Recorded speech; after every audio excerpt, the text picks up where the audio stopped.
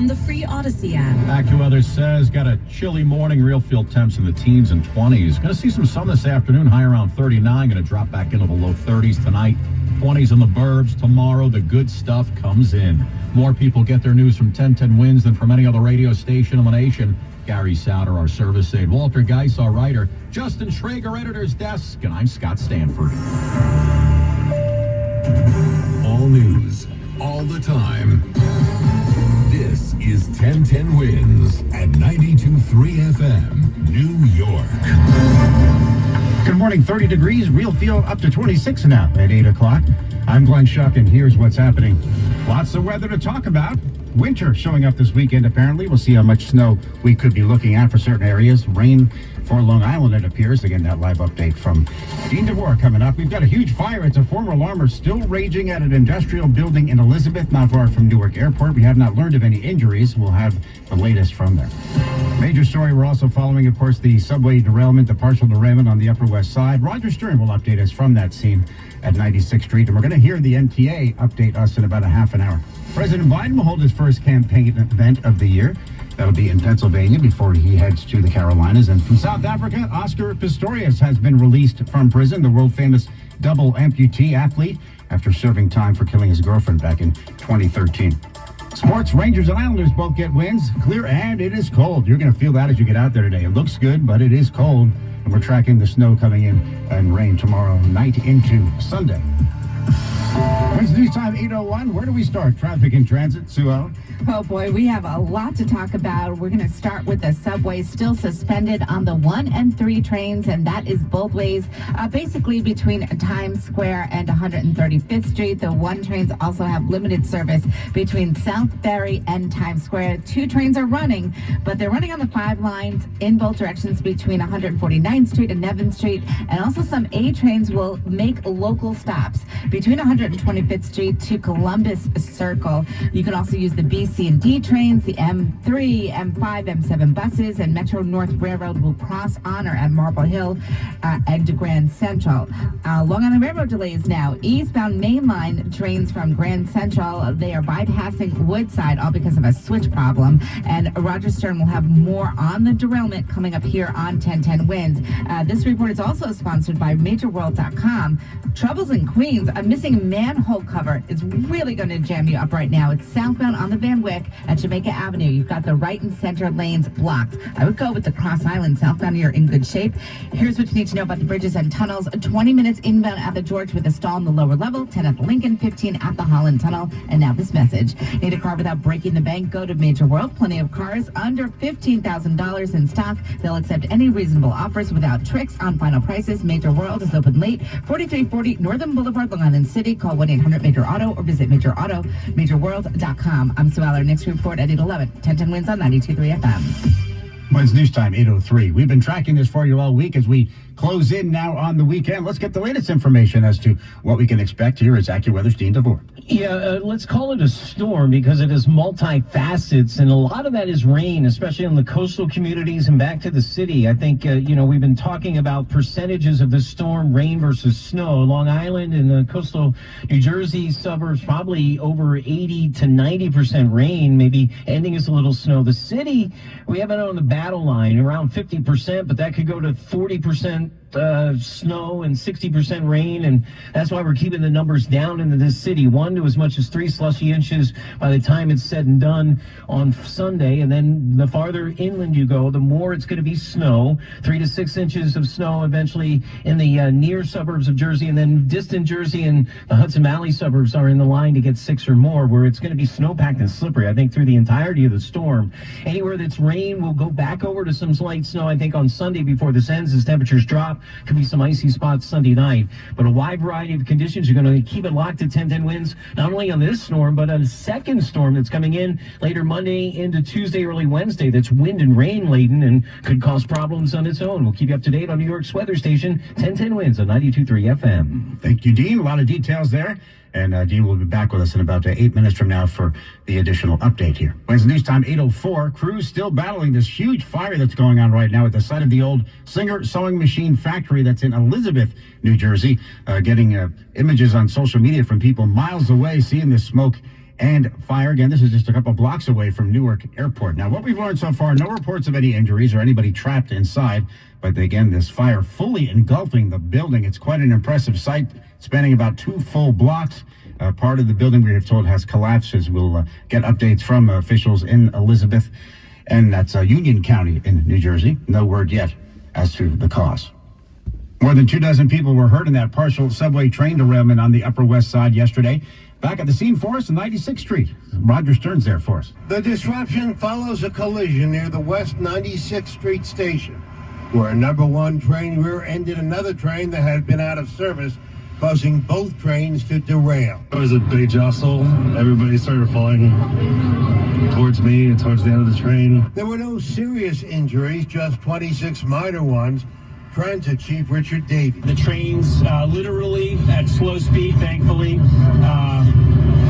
bumped into each other just north of the station. The minor injuries involve passengers and subway workers. Roger Stern, 1010 Wins on 92.3 FM on the Upper West Side. And the MTA will update the situation, all the latest information. We expect that in about a half hour from now. Stay with us. 1010 Wins, 92.3 FM. Of course, not just traffic and transit reports. We'll have whatever the MTA is telling us as well.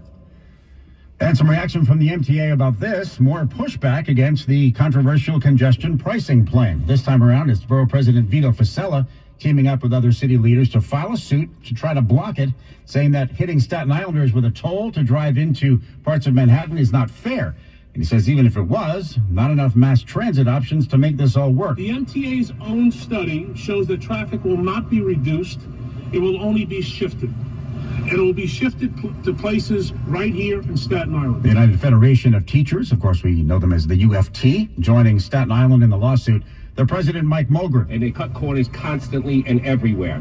It was just an assessment.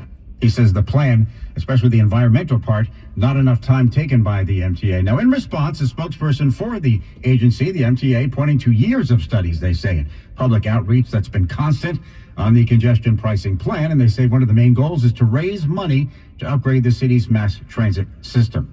Now, this is expected to take effect sometime this spring.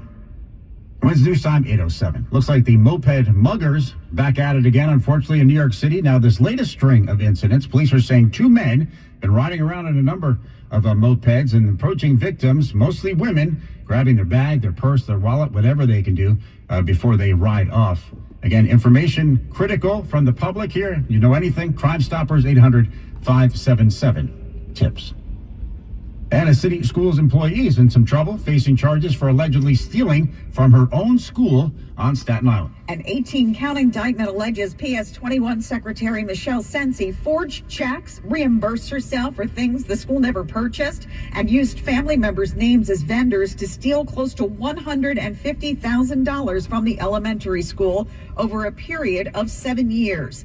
District Attorney Michael McMahon. She's someone who, went down a slippery slope and really went so far that it's really beyond the pale. And the amounts are mind-boggling, and so we've, charged her with top 2 counts of grand larceny in the 2nd degree. Sensi pleaded not guilty and was released without bail. Marla Diamond, 1010 Wins on 92.3 FM on Staten Island. Wins news time, 8:08 on this Friday morning. Composting already part of life for folks in Brooklyn and Queens. Now it's getting bigger on Staten Island as well.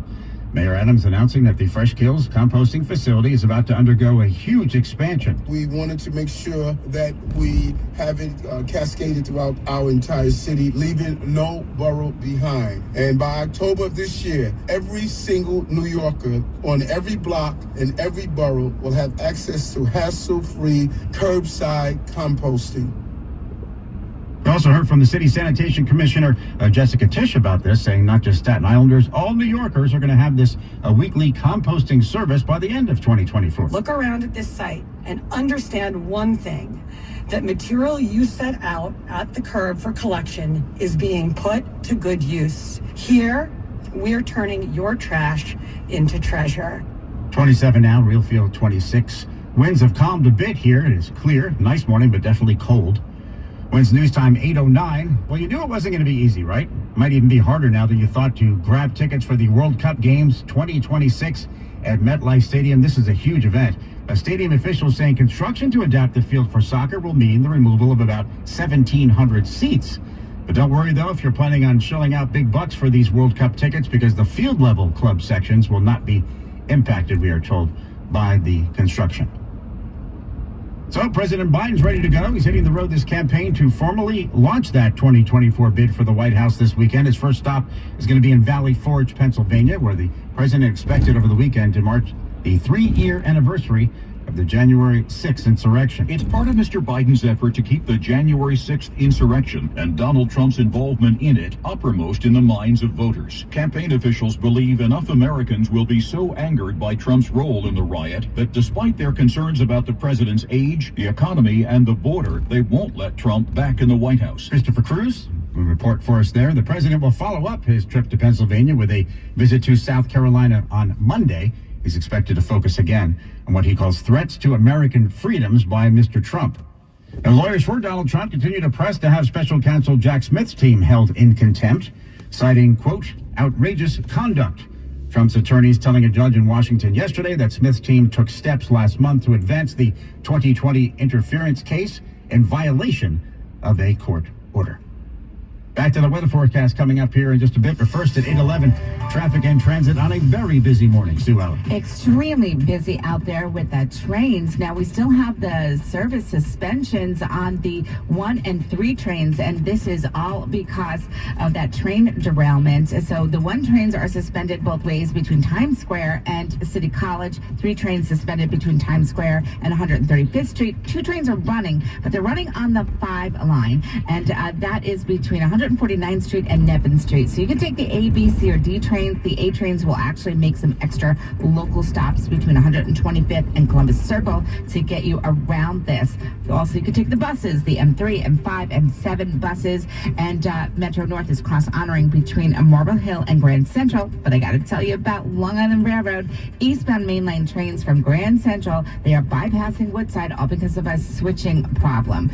Oh boy, it's just a big mess out there. And we also have a big mess in Queens. A missing manhole cover really jams you up on the southbound side of the Van Wyck, right at Jamaica Avenue. You've got the right and center lanes blocked. You want to go with the Cross Island Parkway. Getting word of a collision on the eastbound side of the LIE, right around 188th Street, and that is really slowing you down. Stick with the Grand Central if you can this morning. I'm Sue Eller. Next report at 8:21. 1010 wins on 92.3 FM. All right, guys, thank you so much for watching today's episode of Recording History, Driving in the News. We'll see you on the next video.